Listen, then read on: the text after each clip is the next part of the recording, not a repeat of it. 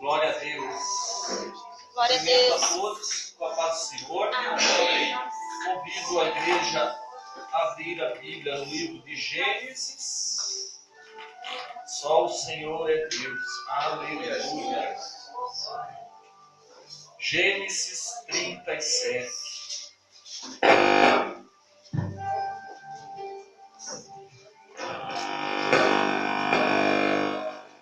Esse homem tem muita unção, glória a Deus. Só o Senhor é Deus.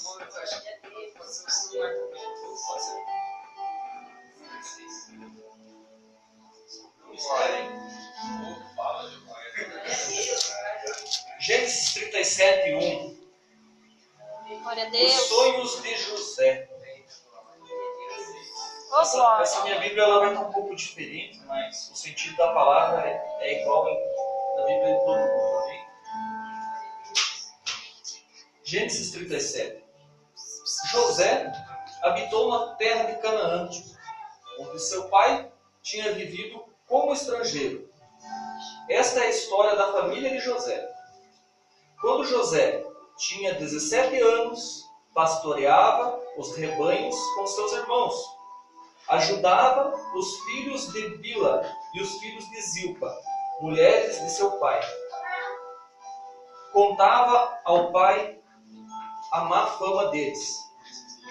Ora, Israel gostava mais de José do que qualquer outro filho, porque ele havia nascido em sua velhice e por isso mandou-lhe fazer uma túnica longa.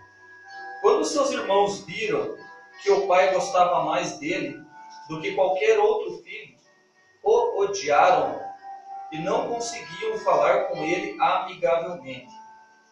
Certa vez José teve um sonho, e quando contou aos seus irmãos, eles passavam a odiá-lo ainda mais. Ouçam o sonho que tive, disse-lhes. Estávamos amarrados em feixes de trigo no campo, e quando o meu feixe se levantou e ficou em pé, os seus feixes se juntaram ao redor do meu e se curvaram diante de mim. Seus irmãos lhe disseram então, você vai reinar sobre nós? Quer dizer que você vai nos governar? E o odiaram ainda mais, por causa do sonho que tinha dito. Depois teve outro sonho, e contou aos seus irmãos, tive outro sonho, e desta vez o sol e a lua e as 11 estrelas se curvavam diante de mim. Quando contou ao pai e aos irmãos, o pai o repreendeu e disse, que sonho foi esse que você teve? Será que eu, sua mãe e seus irmãos viemos a curvar até o chão diante de você? Assim seus irmãos tinham ciúmes dele, e o pai, no entanto, refletia naquilo. Pode sentar, irmãos. Aleluia. Glória a Deus. Claramente, podemos ver aqui uma intriga entre essa família, onde José, que era o último filho, ele era o caçula, ele foi escolhido por Deus. E Deus tinha um propósito tremendo na vida de José. No final dessa história, no final de anos, a sua família viria a compreender. Mas durante a convivência de José com sua família, ele era motivo de muito ciúme e muita inveja de seus irmãos. Meu Deus. E isso, irmãos, isso não é só nessa história bíblica, isso é no nosso dia a dia. Nós, cristãos, escolhidos de Deus, atraímos a inveja, atraímos os ciúmes. Pessoas, elas maquiam o mal contra o Filho de Deus, contra o servo de Deus. Porque o servo de Deus, ele está nesse mundo para angariar mais almas, para levar a esperança, para levar a fé àquele que está perdido. Porque aquele que está no mundo, ele não tem nada a acrescentar, porque ele já serve ao maligno. Esse mundo já é do maligno, então esses que estão no mundo, eles são apenas instrumentos de Satanás. Satanás não se preocupa com a vida deles porque eles já estão no laço. E Meu nós Deus. estamos fugindo do laço de Satanás. Aleluia. É muito conhecido que o diabo, ele anda ao redor dos seus tentando tragar de alguma forma, de alguma maneira. E muitas vezes ele usa a inveja, ele usa o ciúme, ele usa a armadilha, conforme fizeram aqui com José. José, ele ficava sempre ao redor do seu pai. E os irmãos saíam pastorear as ovelhas. E certa vez o seu pai falou: vá atrás dos seus irmãos, eu quero notícia deles. José se perdeu no caminho. E quando ele tornou a encontrar os seus irmãos, ele foi capturado pelos seus irmãos. E quando viram José vindo com aquele espírito de ódio, eles já maquiaram: é a hora de nós matar esse nosso irmão. Vamos matar ele e vamos dizer ao nosso pai que foi uma fera que o devorou. Meu Deus. Olha só, irmãos de sangue. E eles se maquiaram, eles maquinaram a morte de José, sem piedade nenhuma. Então Rubem, que era o primogênito, era o mais maduro, ele clamou e disse: não toquemos nele, não vamos o matar, vamos vender, porque afinal ele é sangue do nosso sangue. Então Rubem, tocado por Deus, usou de sabedoria e não permitiu que aquele mal viesse a José. Sabemos bem, irmãos, que muitas vezes a gente vê o ímpio prosperando e a gente não quer entender por que o ímpio prospera, por que é tão difícil a gente conquistar certas coisas, né? Abacuque, lá em Abacuque 1 ou 2, ele também reclamou do Senhor. Ele disse ao Senhor: até quando clamarei por socorro sem que me ouças? Ele estava se queixando para Deus. Até quando gritarei a ti a violência, que haja violência e que traga salvação? Por que me farás a injustiça contemplar a maldade? A destruição e a violência estão diante de mim. Há lutas, há conflitos de todos os lados.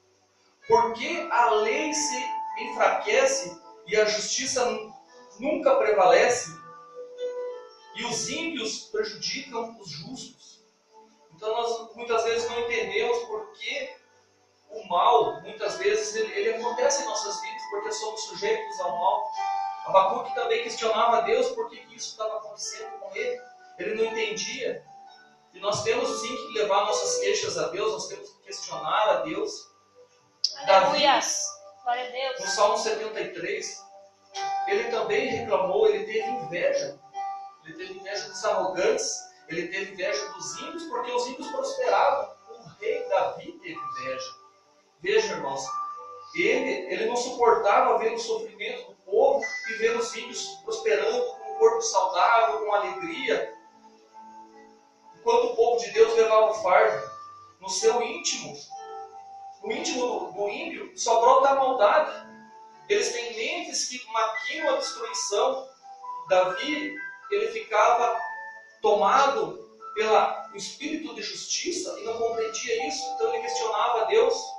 Assim são os ímpios despreocupados, eles aumentam sua riqueza e nós, o povo de Deus, estamos penando. Davi disse assim: até quando terei que entender isso? Mas o Espírito de Deus veio a Davi e fez-o refletir.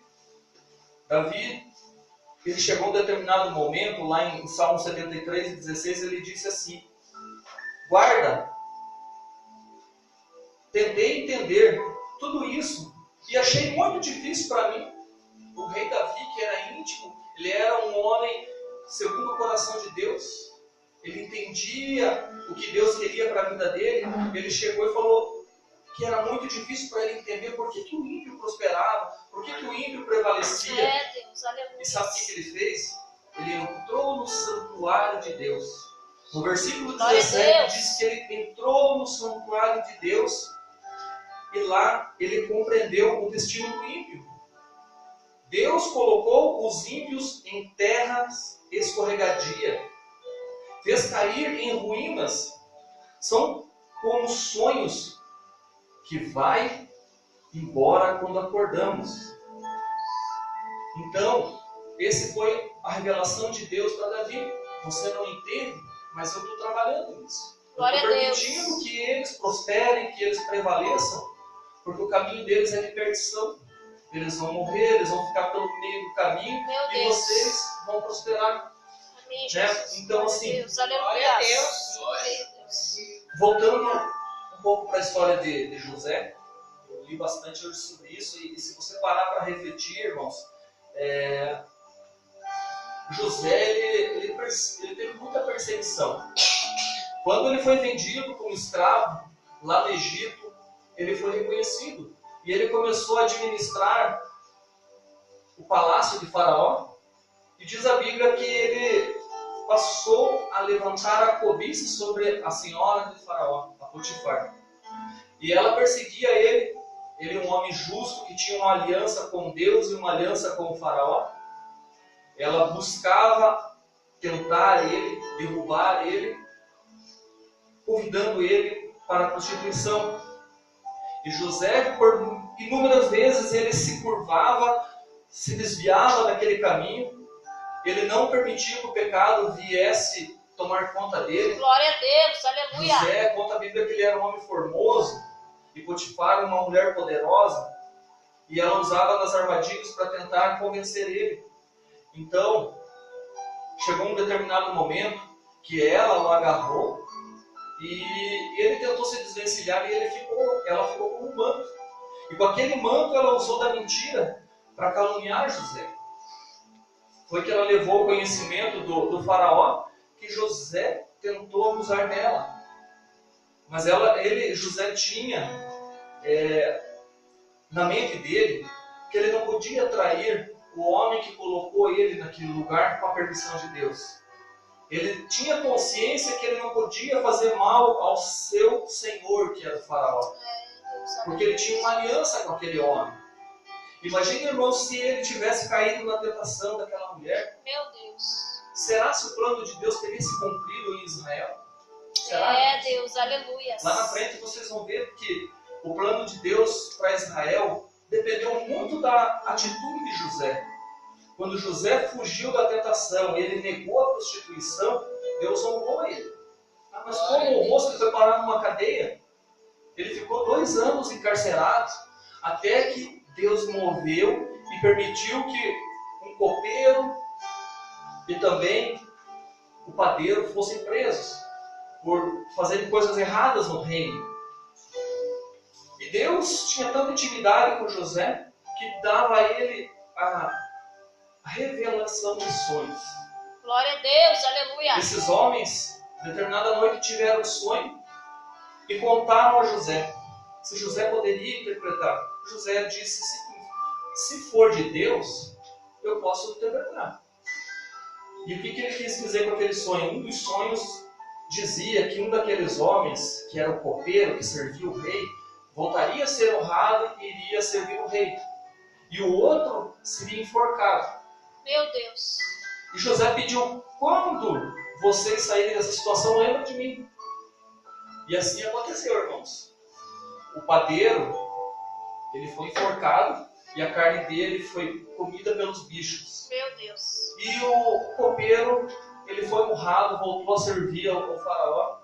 Em determinado momento, o faraó teve um sonho. Diz a Bíblia que ele teve um sonho com 7 vacas gordas e 7 vacas magras, onde aquelas vacas magras comiam aquela vaca gorda, todas aquelas vacas gordas.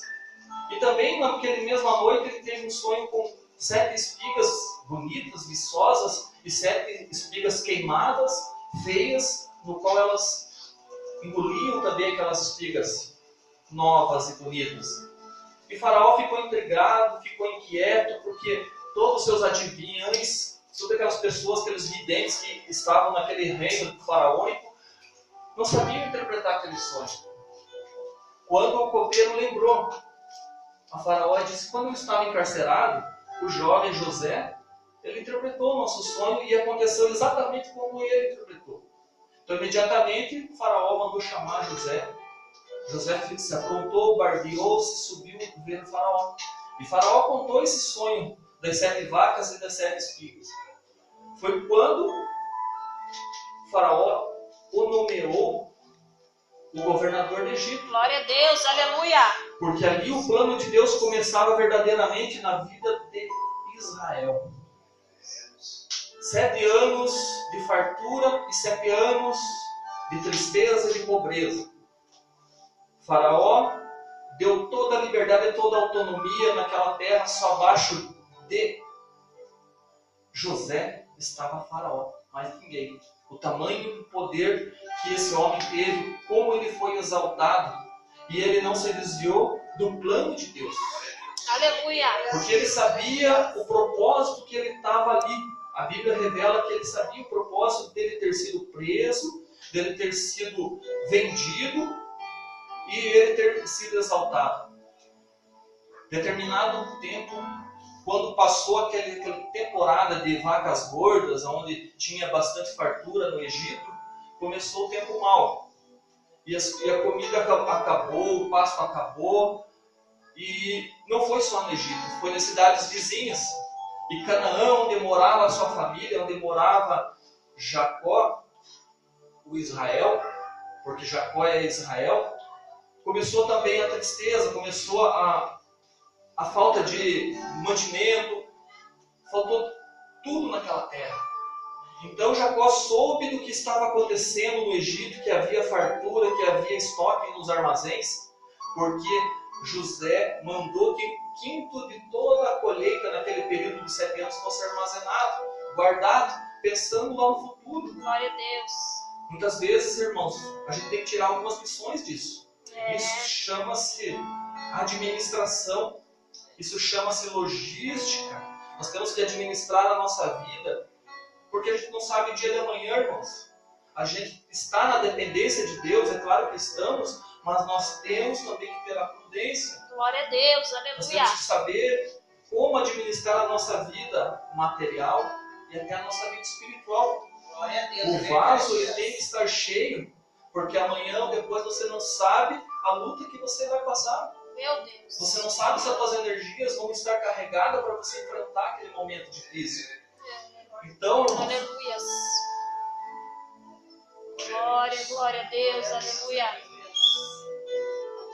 quando Jacó soube daquela fartura no Egito, ele mandou seus 10 filhos subirem ao Egito. E deixou o mais novo com ele, que era o Benjamim. Depois dele vinha José, que era o caçula. Então ele era o querido de Jacó. Depois da morte de José, que não ocorreu, né? A gente sabe que ele foi vendido. Eles subiram ao Egito e foram bater na porta de José. E ali Deus começou a trabalhar, porque foi tudo permissão de Deus, irmãos. Glória a Deus, Quando aleluia. aqueles homens chegaram naquele lugar, o coração de José, ele se transformou. Aquele coração daquele homem, ele se compadeceu.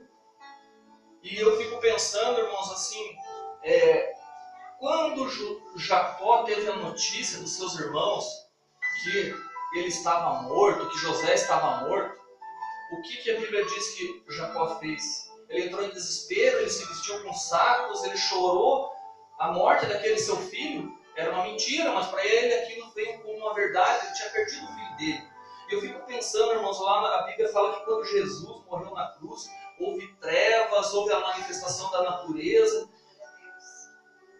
A gente não consegue imaginar como Deus suportou aquilo. Meu Deus. Oh, Como Deus Jesus. suportou seu filho Meu Deus, morrer na aleluia. cruz do Calvário por nós. Como José tinha morrido para os Jacó, deve ter sido uma dor tremenda. Meu Deus. Tremenda. Meu Deus. Mas tudo era plano de Deus. Tudo era a permissão de Deus, irmãos. Meu Deus, aleluia. Que Deus exaltou Israel. Quando tudo foi revelado aos seus irmãos, Jacó ele não se contia. Então ele preparou um plano orquestrado por Deus, porque ele era temente a Deus. Ele encheu aqueles homens de alimentos e mandou retornar até Canaã, mas ele deixou Rubem preso. Ele deixou um dos seus irmãos preso, como garantia que eles vão voltar. Então eles foram até lá e disse ao seu pai: o faraó nos mandou alimento, mas ele quer ver o outro irmão que ficou com o senhor, que era Benjamim. Ele exige a presença de Benjamim. Passou-se um tempo e acabou aquele alimento. Então Jacó falou: subam novamente ao Egito, vão até o Egito e comprem mais mantimento para que nós não pereçamos. Aí, os irmãos falaram: só podemos subir ao Egito se obedecermos a ordem de José e levar o nosso irmão Benjamim, o caçula. Então Jacó, com dor no coração de perder mais um filho, ele disse: eu já tenho um filho preso que está perdido, eu já tenho um filho morto, e agora eu vou entregar mais um. Meu Deus. E assim aconteceu. Aquela caravana partiu novamente para o Egito, e lá o coração de José pulsava de alegria, porque ele via Deus agindo naquele lugar, cumprindo o propósito. Oh, glória! José se retirava dos seus irmãos para chorar. José conversava com seus irmãos por meio de intérprete, mesmo sabendo a língua de Canaã, a língua dos hebreus. Ele se passava como um egípcio, porque era plano de Deus, ele não estava mentindo, era um plano de Deus. Então José resolveu se revelar para os seus irmãos.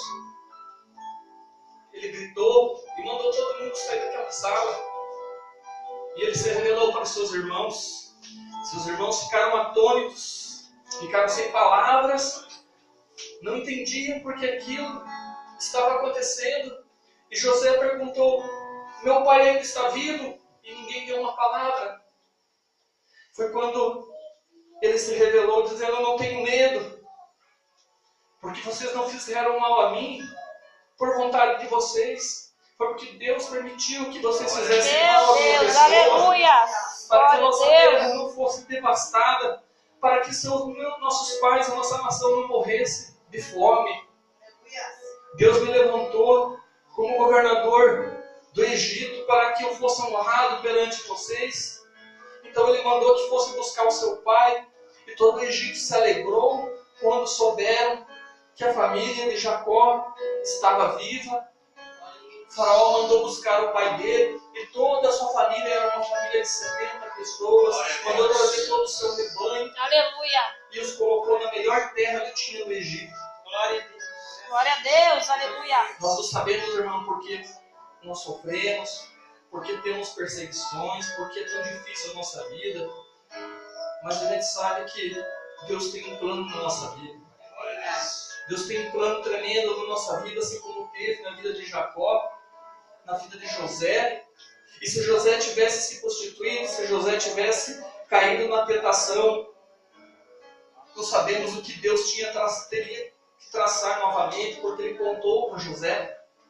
Ele contou com José para que a nação de Israel saísse lá de Canaã e tivesse anos de abastança no Egito. Aleluia! E depois disso, irmãos, a história continua. José foi abençoado, a sua família foi abençoada, os filhos de José foram abençoados por Jacó. Jacó viveu 110 anos e ele, antes de morrer, a Bíblia diz que José levou seus filhos ao seu pai para que os abençoasse. Então, Jacó colocou a mão na cabeça de Efraim, a mão direita, e a mão direita é considerada lá em Israel, pelos hebreus, a mão abençoadora. Glória a Deus. Então, Efraim foi abençoado e José viu aquilo, ele trocou a mão, colocou, não, o primogênito é Manassés, não é Efraim. E seu pai, com toda a sabedoria, disse: eu sei disso, meu filho, eu sei disso, mas Deus tem um plano na vida de Efraim, ele vai ser grande também. Aleluia! Deus abençoou Efraim, assim como Deus está abençoando nós, irmãos. Deus está abençoando a cada um de nós. Ele está nos orientando a nós perseverarmos, irmão. Nós temos que questionar Deus, sim, mas nós temos que ter sabedoria como Davi teve. Ele entrou no templo, ele entrou diante de Deus para buscar a resposta. E assim nós temos que fazer, entrar diante de Deus para buscar a nossa resposta. Provérbios 16:20 diz: O que atentar prudentemente a palavra, achará o bem, e o confiará no Senhor e será bem-aventurado. O que Deus tem dito para nós nessa noite, irmãos? Que nós temos que entregar a nossa vida na mão de Deus, porque Ele sabe todas as coisas. Ele amou o seu Filho grandiosamente, com tudo que existe mais sagrado